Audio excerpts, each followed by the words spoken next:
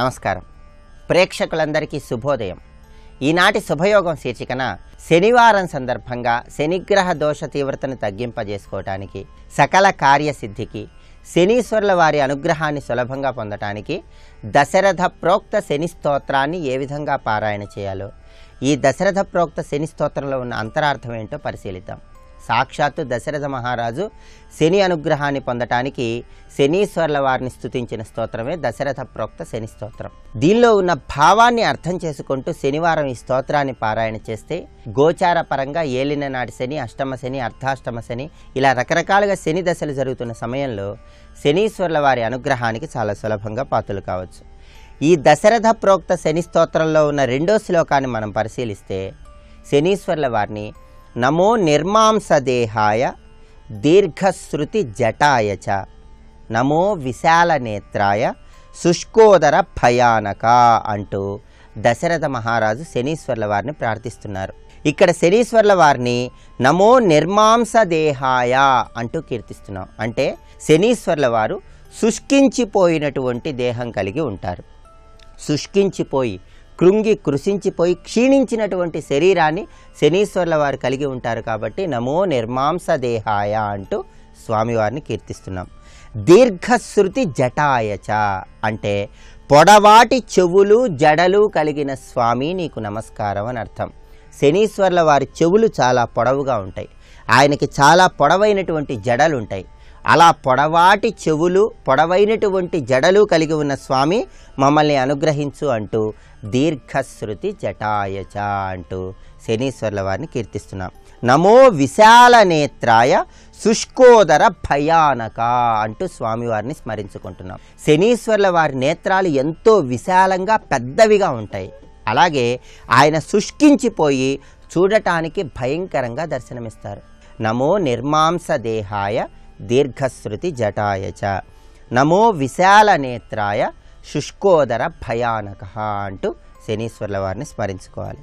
ఆ తర్వాత ఈ స్తోత్రంలో ఉన్నటువంటి మూడో శ్లోకాన్ని పరిశీలిస్తే నమః పురుషగాత్రాయ స్థూల రోమాయతే నమః నమో నిత్యం క్షుధార్తాయ నిత్యతృప్తాయతే నమః అంటూ దశరథ మహారాజు శనీశ్వరుల వారిని ప్రార్థిస్తున్నాడు. నమో పురుషగాత్రాయ అంటే కఠినమైనటువంటి వాక్కును కలిగి ఉన్న స్వామి నీకు నమస్కారం అని అర్థం. అలాగే స్థూల రోమాయతే నమః పొడవైనటువంటి వెంట్రుకలు కలిగి ఉన్న స్వామి నీకు నమస్కారం అని అర్థం. నమో నిత్యం క్షుధార్తాయ అంటే ఎల్లప్పుడూ ఆకలితో ఉండేటటువంటి స్వామి నీకు నమస్కారం అని అర్థం. నిత్యతృప్తాయతే నమః ఎప్పుడు మానసికంగా తృప్తిని కలిగి ఉండే స్వామి నీకు నమస్కారం అంటూ దశరథ మహారాజు శనీశ్వరుల వారిని కీర్తిస్తున్నారు. అందువల్ల నమః పురుషగాత్రాయ స్థూల రోమాయతే నమః నమో నిత్యం క్షుధార్తాయ నిత్యతృప్తాయతే నమః ఎల్లప్పుడూ ఆకలిగా ఉన్నప్పటికీ మానసికంగా తృప్తిని కలిగి ఉన్న స్వామి నీకు నమస్కారం అంటూ దశరథ మహారాజు శనీశ్వరుల వారిని ప్రార్థిస్తున్నాడు. అంతరార్థం తెలుసుకుంటూ దశరథ ప్రోక్త శని స్తోత్రాన్ని పారాయణ చేస్తే శనివారం నాడు శనిగ్రహ దోష తీవ్రతను తగ్గింపజేసుకొని సకల కార్యాలలో విజయాన్ని సిద్ధింపజేసుకోవచ్చు. రేపటి శుభయోగం శీర్షికన ఆదివారం సందర్భంగా ప్రత్యక్ష సాక్షీభూత దైవమైన సూర్యనారాయణమూర్తి వైభవం ఏంటో, స్వామిని ఏ విధంగా ఆరాధించాలో పరిశీలిద్దాం. నమస్కారం.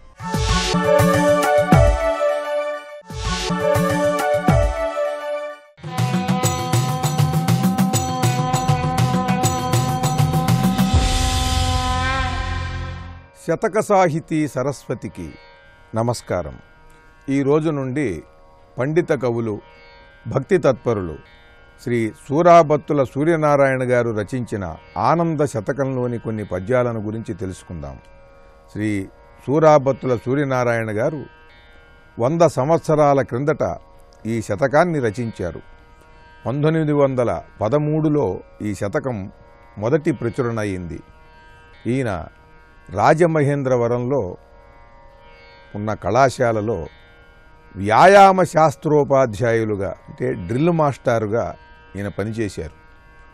కానీ ఈయనకి తెలుగు భాష పట్ల ఉన్నటువంటి మక్కువ, చక్కని పట్టు, అభిరుచి, వీటితో పండిత సాంగత్యము చేకూరటంతో ఈ చక్కని పద్యరచన అనేది అలవడింది.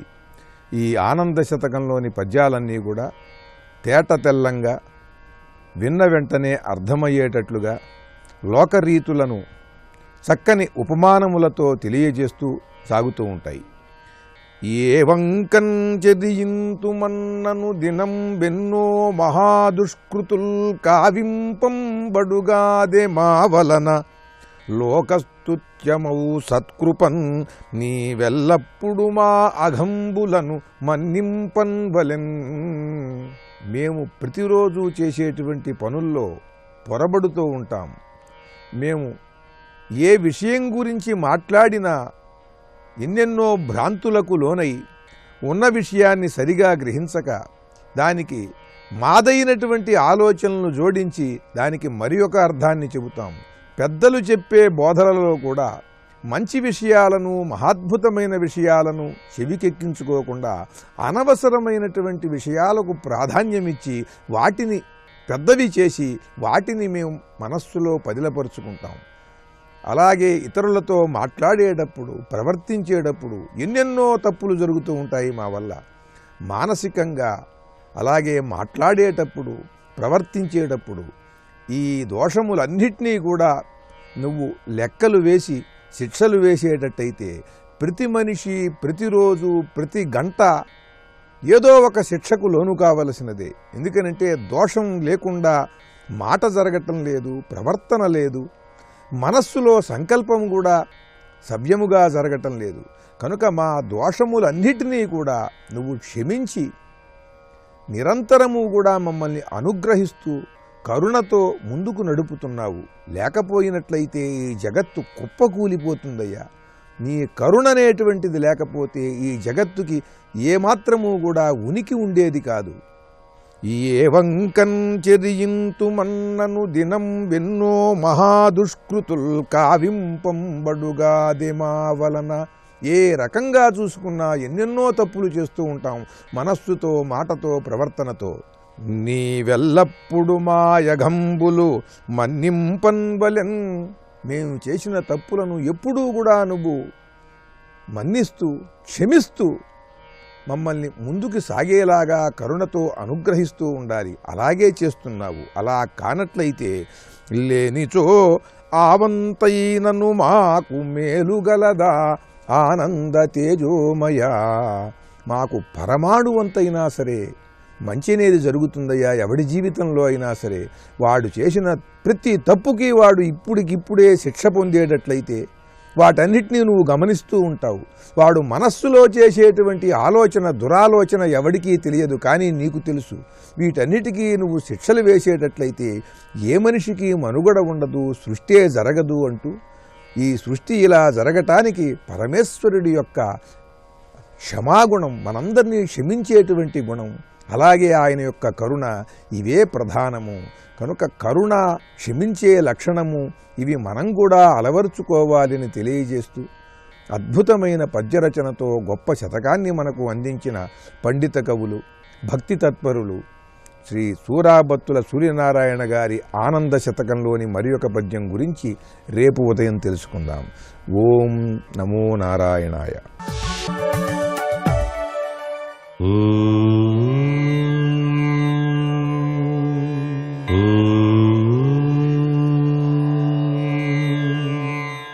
ఓం నమో నారాయణాయ.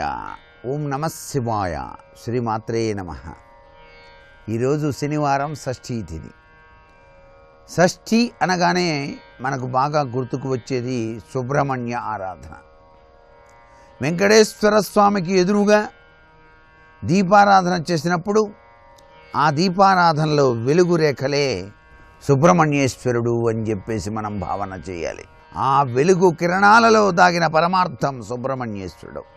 అందుకే సుబ్రహ్మణ్యోం అని చెప్పేసి మనస్ఫూర్తిగా ధ్యానం చేస్తేనే చాలు, సుఖకరమైనటువంటి జీవితాన్ని ఆ శరవణభవుడు తన దివ్యవంతమైన అనుగ్రహాన్ని కలిగింపచేస్తాడు సుమా. కుజదోషం, సర్పదోషాలు ఏవైనా గనక ఉన్నట్లయితే మహాసర్పదోషం, కర్కోటక కాలసర్పదోషం ఇత్యాది దోషాల వలన మానవుడు పీడించబడుతూ ఉంటే దాన్ని పరిపూర్ణంగా రక్షించి మనకు శ్రేయస్సును కలిగించేటువంటి అమృతమూర్తి ఆ సుబ్రహ్మణ్యేశ్వరుడు. అందుకే ఎవరైనా సరే నిత్యం గనక ఓం సాం శరవణ భవ అంటూ ఆ స్వామిని ఆరాధన చేస్తారో ఆ స్వామి యొక్క దివ్య కరుణా కటాక్ష వీక్షణాల వలన కాలసర్పదోష ప్రభావం నుంచి బయలుపడటానికి ఆస్కారం ఎంతగానో ఉంటుంది. అంతేకాకుండా విద్యలో రాణించడానికి, చదివిన చదువులు గుర్తుకు రావడానికి, మతిమరుపు అనేటువంటిది లేకుండా ఉండటానికి కూడా ఆ సుబ్రహ్మణ్యేశ్వరుడు అనుగ్రహాన్ని ప్రసాదిస్తాడు అంటోంది శాస్త్రం. అందుకే సాక్షాత్తు పరమశివుడు ఒకానొక సమయంలో తన మంత్రాన్ని ఉపాసనా తత్వాన్ని మరిచిపోయినప్పుడు తనయుడైనటువంటి కుమారస్వామి ఆయనకి గుర్తు చేశాడు సుమా అనే విశిష్ట సారాంశం కూడా ఇక్కడ మనం గుర్తుపెట్టుకోవాలి. అందుచేత మతిమరుపు ఉన్నవాళ్ళు కూడా సుబ్రహ్మణ్యేశ్వర స్వామిని ఆరాధన చేస్తే మతిమరుపు లేకుండా చక్కగా అనుగ్రహాన్ని ప్రసాదిస్తాడు ఆ దివ్యవంతమైన మురగన్. ఆ స్వామికి వేల్ అనేటువంటి ఆయుధం ఉంది కాబట్టి వేలాయుధం ఆయన సైన్యాధ్యక్ష స్థితిగతులను తెలియజేస్తోంది. ఇక్కడ మనం గ్రహించాల్సింది ఆ స్వామి అలంకరణలోని గొప్ప గూఢార్థ లక్షణాలతో పాటుగా ఆ స్వామిని అర్చన చేస్తే మనకు కలిగేటువంటి విశిష్ట ఫలితాలు కూడా గుర్తుపెట్టుకోవాలి. ఇంతటి గొప్ప విశేషం ఆ షష్ఠి అనగానే గుర్తుకొచ్చేటువంటి అమృతమూర్తి యొక్క ప్రభావం. సర్వే జనా సుఖినో భవంతు.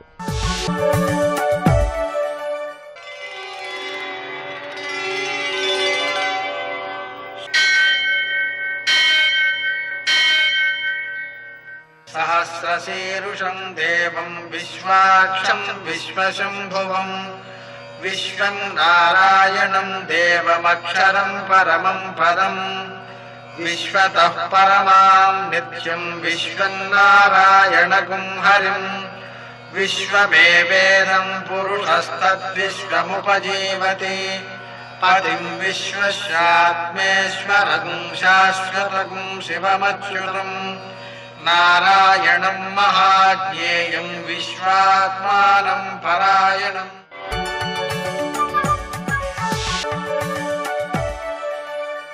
సూర్యశౌర్యమథేందురింద్రపదవీ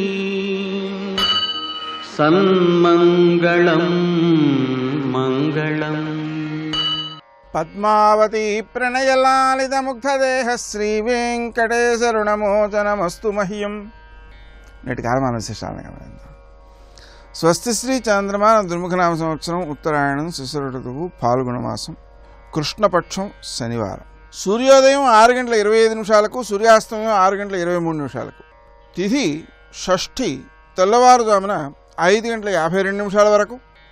నక్షత్రం అనురాధ తెల్లవారుజామున 6:13 వరకు. వర్జం ఉదయం 7:47 నుంచి 9:35 వరకు. దుర్ముహూర్తం ఉదయం 6:25 నుంచి 8:01 వరకు. అమృతకాలం సాయంకాలం 6:33 నుంచి 8:21 వరకు. రాహుకాలం శనివారం కాబట్టి ఉదయం 9 నుంచి 10:30 వరకు. అష్టకవర్గ రీత్యా శుభప్రదమైన సమయం ఉదయం 10 గంటలకి. నేటి విశేషం శనివారం అనురాధ నక్షత్రం. సామాన్యంగా అనురాధ నక్షత్రం శని దశతో ప్రారంభమయ్యేదన్నమాట. కావడం వలన శనివారము అనురాధ రెండూ కలిసి వచ్చిన రోజున శివారాధన, ఆంజనేయారాధన, అలాగే వెంకటేశ్వర స్వామికి దీపారాధన ఇవన్నీ కూడా శనిదోష నివారణలో విశిష్ట స్థానాన్ని వహిస్తాయి. ముఖ్యంగా శివునకు నువ్వుల నూనెతో అభిషేకం చేయడం, ఆ నూనెను పసుపుతో కలిపి ఆవులకు రాయడం, తద్వారా దోమలు మొదలైనటువంటి ఇబ్బందులు తొలగిపోతాయి. దానికి చర్మకు సంబంధించిన దోషాలు తొలగుతాయన్నమాట. అలాగే ఆవులకు కాస్త గడ్డి వేయడం, శివునకు ఒక 1 కేజీ నల్లనువులతో పూజ చేసి వాటిని ఆవులకు ఆహారంగా ఇవ్వడం, ఆంజనేయ స్వామికి సింధూరపు పూజ చేయడం, అలాగే తమలపాకులతో పూజ చేయడం, వడమాల సమర్పించడం, అప్పాలు నివేదన చేయడం, హనుమాన్ చాలీసా పారాయణ చేయడం, సుందరకాండ పారాయణ చేయడం, అరటిపళ్ళు నివేదన చేయడం, ఇవన్నీ కూడా శనిదోష నివారకాలు. అలాగే వెంకటేశ్వర స్వామికి నువ్వుల నూనెతో దీపారాధన చేయడం శనిదోష నివారకం. అలాగే శనివారం నాడు ఏకభుక్తం చేయడం, అంటే ఒక పూటే భోజనం చేయడం చాలామంది ఈ దోష నివారణ కోసం కూడా చేస్తుంటారు. వీలైనంత వరకు నూనె పదార్థాలు తినకపోవడం కూడా మంచిది. నేటి ఆణిముత్యాలు.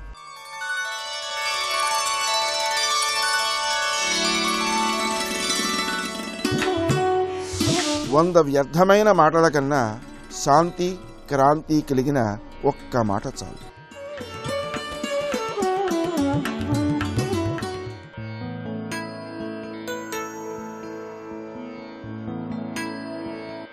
ఇరవై 24 గంటలు ఆగక నిన్ను నడిపించే ఉచ్ఛ్వాస నిశ్వాసాల ఉనికిని గుర్తించవెందుకు?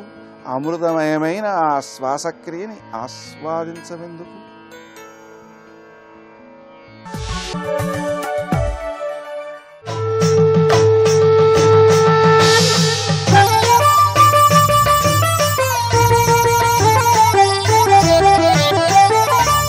తత్రాజగామ సహసా మునిం ప్రతిదు గాధిజం కిం బ్రహ్మన్ క్రీతే సాధో.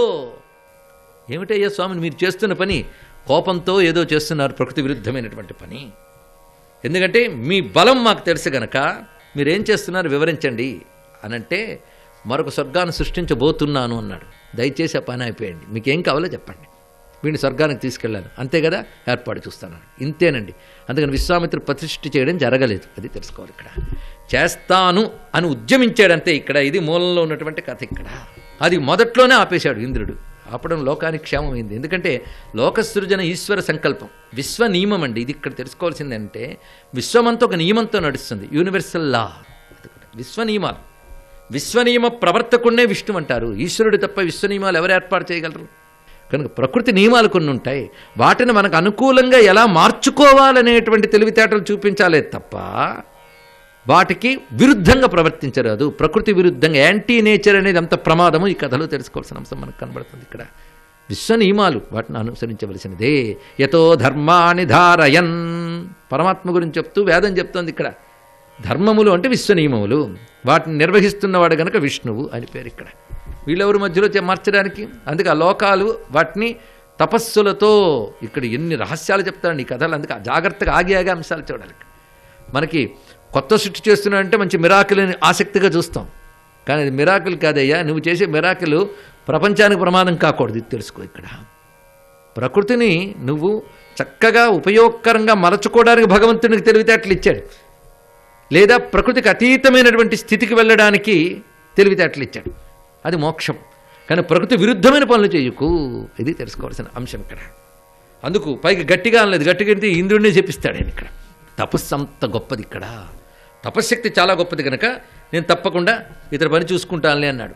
ఎలా తీసుకెళ్ళాడంటే దివ్యదేహం నృపం కృత్వా విమానవర సంస్థితం. జుగుప్సితమై శాపగ్రస్తమైన దేహం ఇది, కాబట్టి ఇది కష్టం నాయన అన్నాడు. ఇప్పుడు అర్థం చేసుకున్నాడు త్రిశంకువు కూడా. ఎందుకంటే నేను ఈ దేహంతో వెళ్ళాలనుకున్నాడు కదా. ఏ దేహం? అప్పుడు ఆయన వశిష్ఠుడిని అడిగినప్పుడు అది మానవదేహమే, ఇప్పుడు శబ్దగ్రస్తమై నీచదేహం అయిపోయింది. ఇప్పుడు ఏ దేహంతో వెళ్తాడు చెప్పండి? ఇక్కడ ఎలాంటి సమస్య వచ్చింది?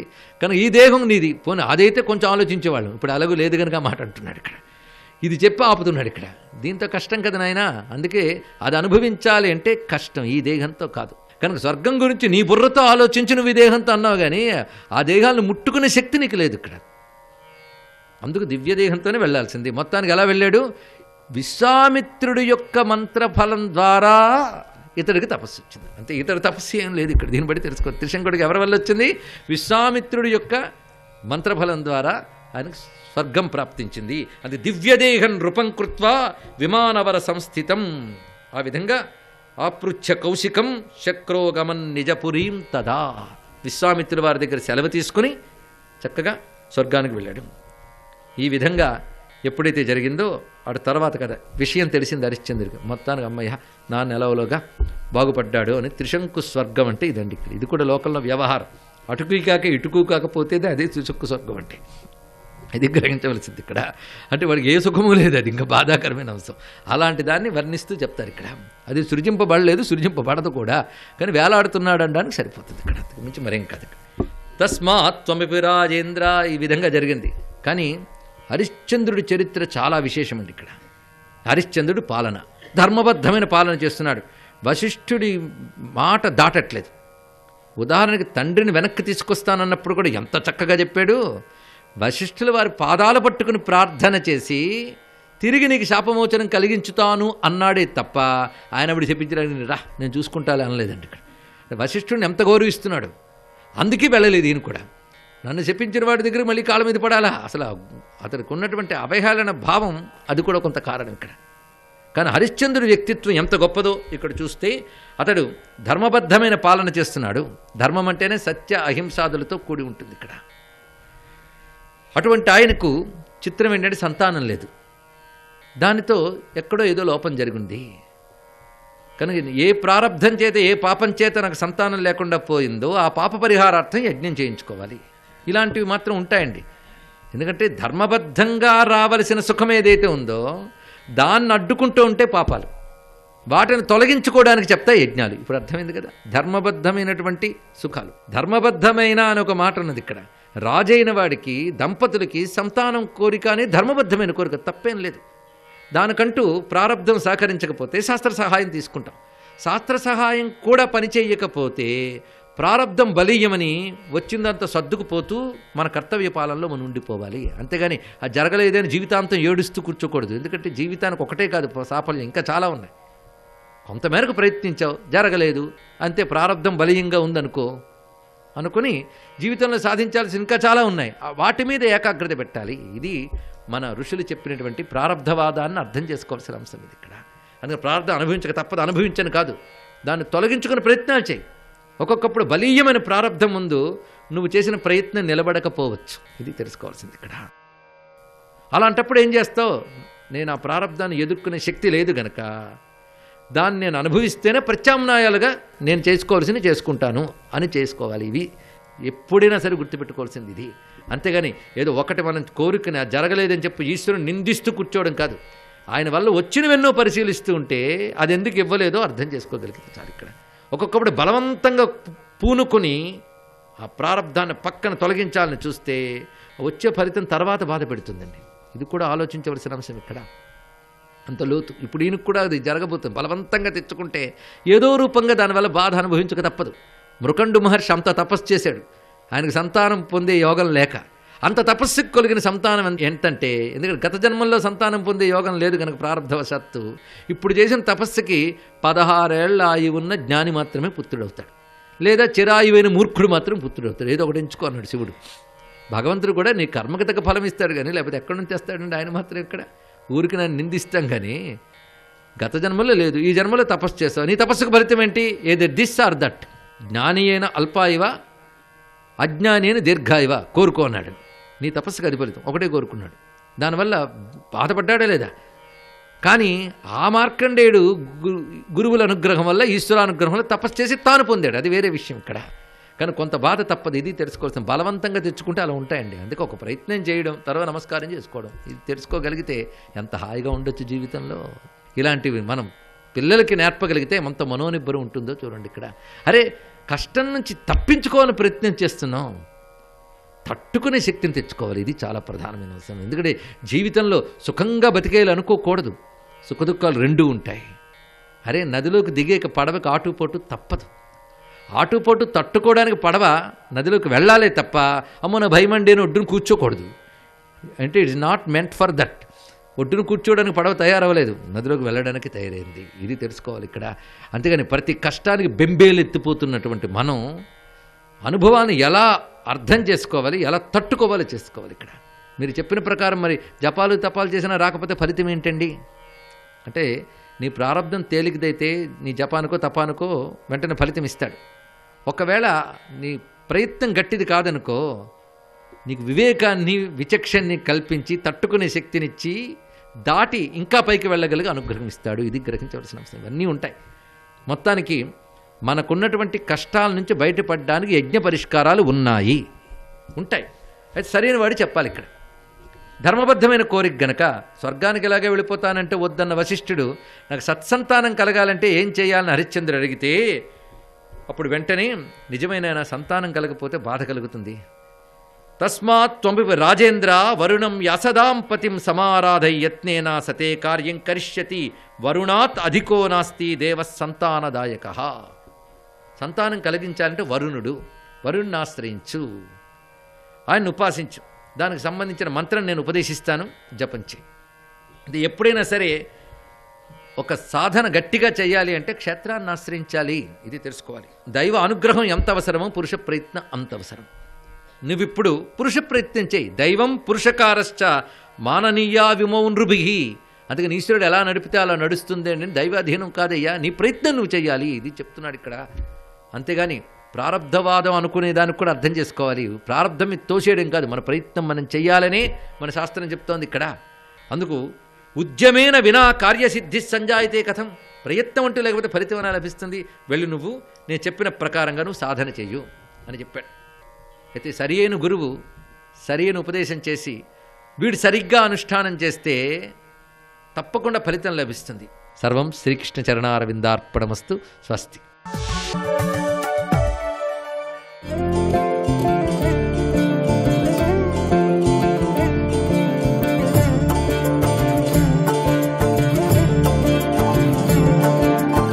రాఘవౌతు తతస్తస్త్రాపాదౌ జగృహుతుస్తథా అన్నారు. స్మరంతి గౌతమవచ ప్రతిజగ్రాహ చాచతౌ అన్నారు మహర్షి. మొట్టమొదట రాముడే అహల్య యొక్క పాదముల మీద పడ్డాడు. అహల్య ఆయనకి ఆశీర్వచనం చేసి లేపి కూర్చోపెట్టి ఆతిథ్యం ఇచ్చింది, అర్ఘ్యపాద్యాదులు ఇచ్చింది. అర్ఘ్యపాద్యాదులను అహల్య ఇచ్చి తన గృహస్థాశ్రమాన్ని కాపాడుకుంది. అప్పుడు గౌతమ మహర్షి వచ్చారు. వచ్చి పరమ సంతోషంగా అహల్యని స్వీకరించారు. సీతమ్మ రామచంద్రమూర్తి భార్య అయిపోయింది కాబట్టి లోకంలో పూజనీయ అయింది. మండోదరి అంతటి మహాపతివ్రత అయిన దుర్మార్గుడైన రావణుడికి భార్య అయిన కారణం చేత ఆవిడికి పూజార్హత పోయింది. మండోదరి అన్న పేరు పెట్టుకోరు, మండోదరి దేవాలయము అని కట్టారు. కారణం ఆవిడ తప్పు కాదు, ఆమె యందు కించిత్ దోషం లేదు. మండోదరి గురించి ఒక్క తప్పు మాట మాట్లాడితే మండోదరి కాదు సీతమ్మ క్షమించదు. అంతటి మహాపతివ్రత మండోదరి, అంత గొప్ప తల్లి ఆవిడ. కాబట్టి ఓర్చింది. తెల్లవారి లేచి ఆ అశోకవనంలో ఉన్నటువంటి సీతమ్మ దగ్గరికి వెళ్ళి మాట్లాడకూడని మాటలు మాట్లాడేటప్పుడు కూడా తనతో పాటు తన భార్యల్ని తీసుకెళ్లి సీతమ్మతో మాట్లాడకూడని మాటలు మాట్లాడాడు. ధాన్యమాలిని అన్న భార్య అడ్డుపడింది అని రాశారు వాల్మీకి మహర్షి. అంటే అసలు ఎదుటివారి మనసు ఎంత గాయపడుతుంది, తన భార్య ఎంత బాధపడుతుంది.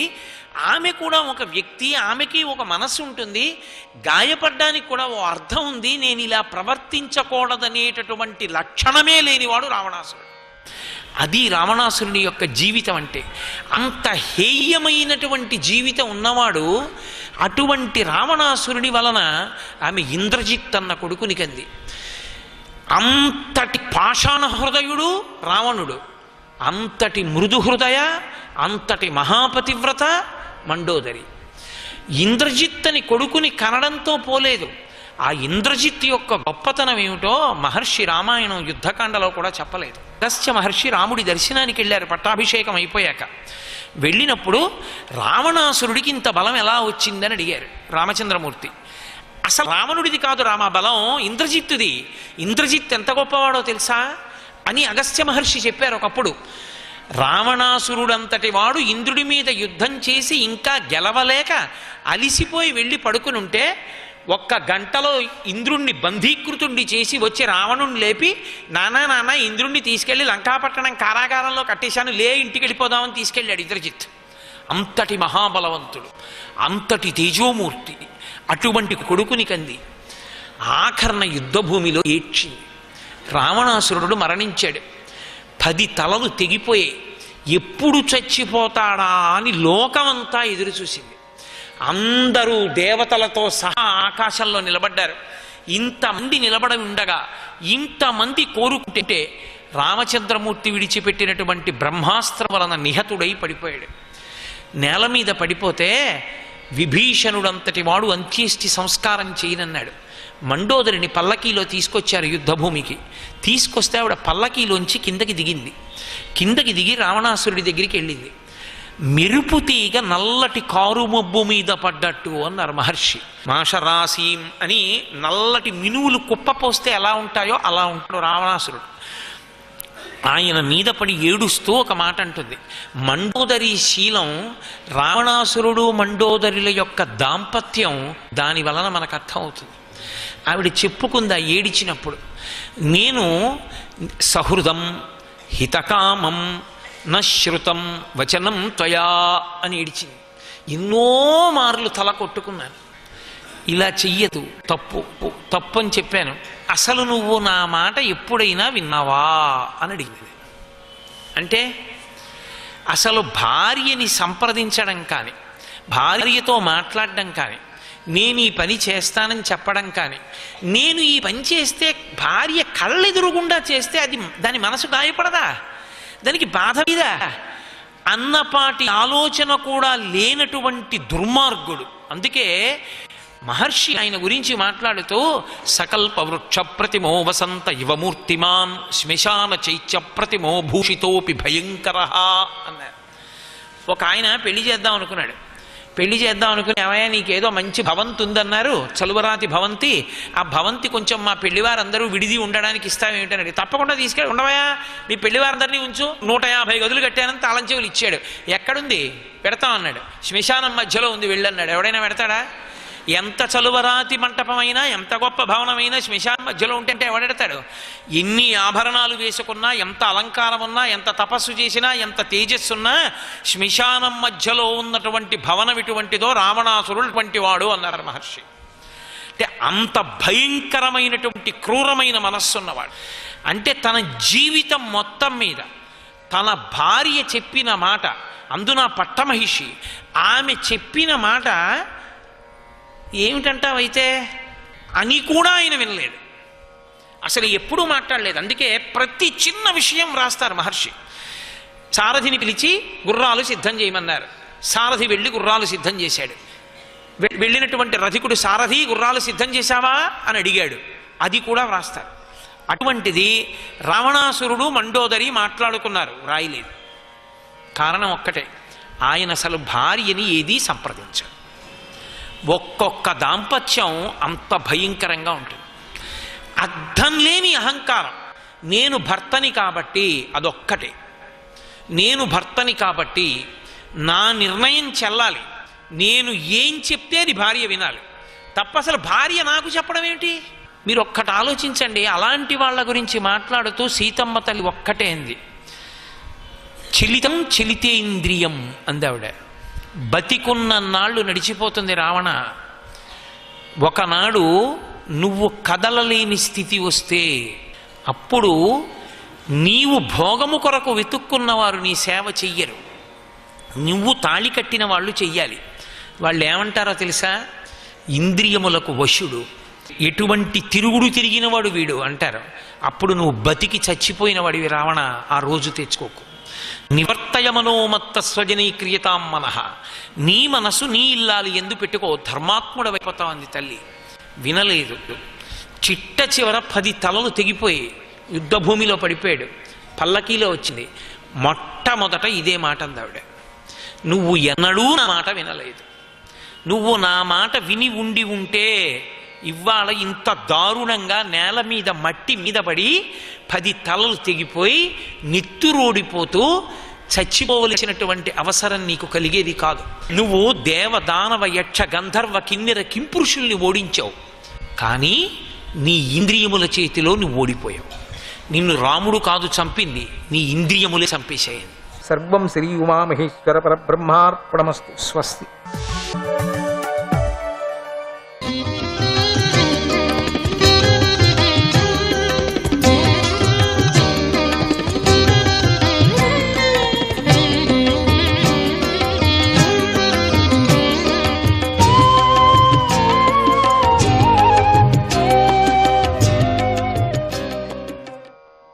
హరే కృష్ణాయ నమః. ఇప్పుడు ఎవరెవరు ఏ వృత్తి చేసుకుంటూ దాన్ని విచిత్రంగా దాన్ని చేసుకుంటారో ఎక్కువ ఆశతో, అంటే అతిగా నాట్లు వేసినట్లయితే ఏ పొలమైనా తనంత తానుగా నిస్సారమైపోతుంది కదా. 2 మాటలు పండించాలనుంది, ఏదో పండించుకో కొంచెం వేరు వేసుకొని, ఇంకా దాని పక్కలో ఇంకా 1 నెల దొరికితే ఇంకేదైనా పంట. భూమికి అసలు భూమాతకు కొంచెం కూడా విశ్రాంతి లేకపోతే ఎట్లా? విశ్రాంతి అంటే దాంట్లో సారం పుట్టేది అని అర్థం. సారం పుట్టడానికి కొంచెం టైం ఇవ్వాలి మనం. సమయమే ఇవ్వటం లేదు. తవ్వటం ఇంకోటి పెట్టడం, తవ్వటం ఇంకోటి పంట తగ్గిపోతుంది. అట్లా తగ్గిపోకుండా బుద్ధివంతుగా 2 మాటలు 3 మాటలు పెడతావు కదా, అది ఒకే పారి వచ్చేస్తుంది నీకు. కొంచెం బుద్ధిని ఉపయోగిస్తే. దురాశతో పడకూడదు మనం. ఇప్పుడు ఏమైనా అన్నీ కూడా టెంకాయ చెట్లు వేసామనుకోండి, దానికి కొంచెం గ్యాప్ వదలాల.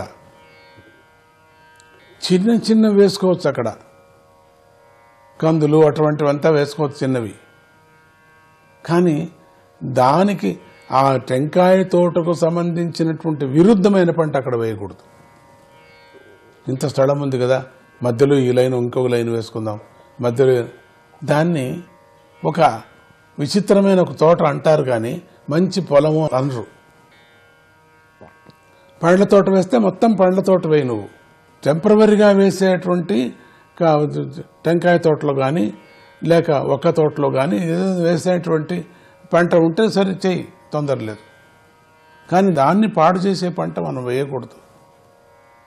లేక పొలంలో దానికి ఆరగొట్టుకోకుండా అట్లనే వేసే సారమంతా పోతుంది. తనంత తానుగా నిస్సారమైపోతుంది ఆ పొలం అంతా కూడా.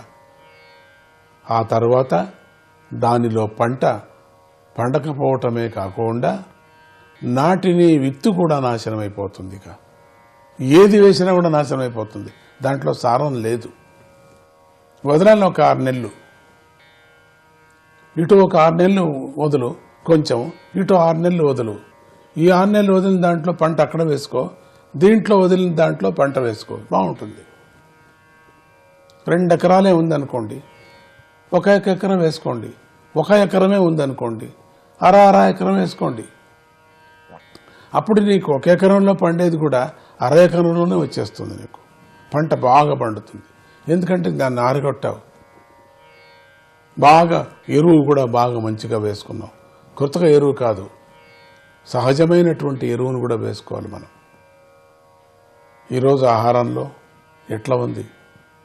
ఈరోజు టిన్ను డబ్బాలు, చిన్న ప్యాకెట్లు, దీంట్లో ఆహారం, ఇవి ఎక్కువ పండించటం, ఎక్కువ కెమికల్ వేసి ఇంతింతలావు జాంపండు ఇంతలావు నేను చూడనే లేదు ప్రపంచంలో. చిన్నప్పటి నుంచి నేను చూడలేదు. ఇంతలావు టెంకాయలాగా ఇంతలా ఉండేటువంటిది జామకాయ అన్నారు. అమృత ఫలము అంటారు దాన్ని. అది అమృత ఫలము అని. లోపల సి విటమిన్, మంచి ఆరోగ్యంగా ఉంటుంది. కానీ దీన్ని తింటే, ఇంతలావుది తింటే ఆరోగ్యం పాడైపోతుంది. సహజంగా పుట్టినటువంటిది, సహజంగా విడిచినటువంటి పండు. దానికి మంచి ఒక ఎరువు మనం వేయాల. శుద్ధమైనటువంటి ఎరువు, నాశనమయ్యే ఎరువు వేయకూడదు. ఎక్కువ పురుగుల మందులు కూడా ఎక్కువ వేయకూడదు. అది కూడా సహజంగానే మనం పురుగుల మందును తయారు చేసుకోవాలి. మనం ఇప్పుడు ఆవు మూత్రంలో ఎన్నైనా మనం మందులు చేసుకోవచ్చు. అట్లా ఆవు మూత్రంలో పురుగులు కూడా దగ్గరికి రాకూడదు, సాగుపోయి పురుగులు దగ్గరికి రాకోకుండా పోతాయి. ఇవన్నీ కూడా మనం అనుసరిస్తే పంట బాగా ఉంటుంది. మనకు ఒక నీళ్ళైనా చాలు, మనకు కొంచెం వర్షమైనా చాలు. ఇప్పుడు ఎండిపోయినటువంటి భూములు ఎంతో ఉన్నాయి. అక్కడ ఎప్పుడో కొంచెం వర్షం వస్తే వేరుశనగ వేసుకొని వాళ్ళు సంవత్సరం మొత్తం వాళ్ళు లాభం తీసుకుంటారు. వర్షాలే లేవు, కానీ వేరుశనగ వచ్చేస్తుంది. ఎట్లా? ఆ కాలాన్ని కొంచెమన్నా వర్షం అవుతుందా దాంతో వేసేస్తారు వాళ్ళు. కాచుకోవాలి మనం. వ్యవసాయం అంటే అట్లా ఉంటుంది. అందుకని ఇక్కడ చెప్పారు, భాగవతంలో కూడా చెప్పారు, విత్తు కూడా నాశనం అయిపోతుంది ఆ పొలంలో అని చెప్పారు. సారం లేనటువంటి పొలంలో మాటికి పంట వేస్తే. భాగవతంలో మనం దీన్ని వింటున్నాం మనం. అదేవిధంగా కోర్కెలకు నిలయమైన మనస్సు భోగాలను కొంతకాలం అనుభవించగా అది విరక్తిని పొందుతుంది కదా.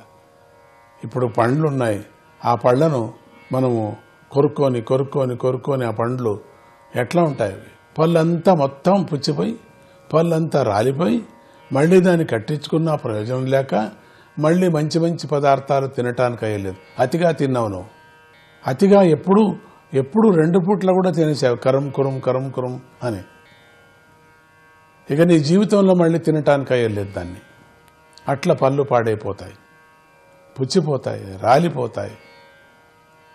ఒక లిమిట్ ఉండాలి. ఆహారం కూడా అంతేనే. అది నిరంతరంగా నువ్వు తినచ్చు, దాన్ని అనుభవించవచ్చు. అంత కంట్రోల్ ఉండాలా భోగభాగ్యాల మీద. అంతేగాని ఒక్కసారిగా విరక్తిని పొందదు. అది సడన్గా రాదది.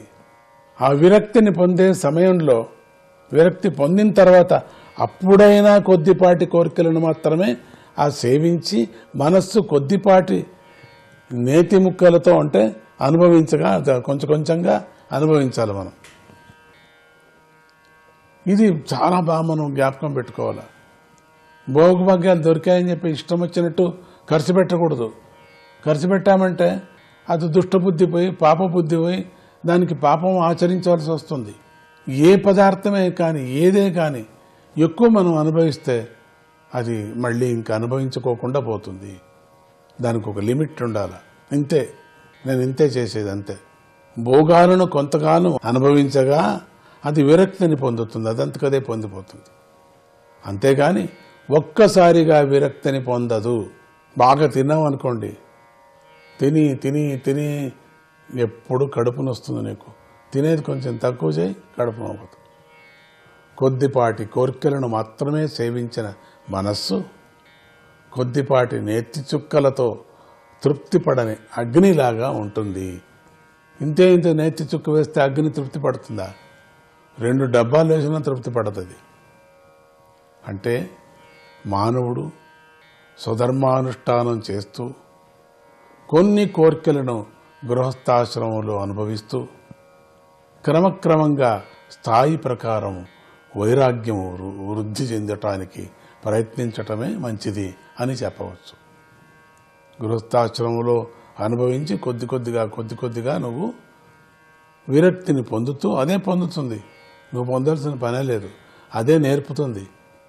అందుకని క్రమక్రమంగా స్థాయి ప్రకారం వైరాగ్యం వృద్ధి చెందటానికి ప్రయత్నించటమే మంచిది అని ఇక్కడ చెప్పుకొచ్చారు.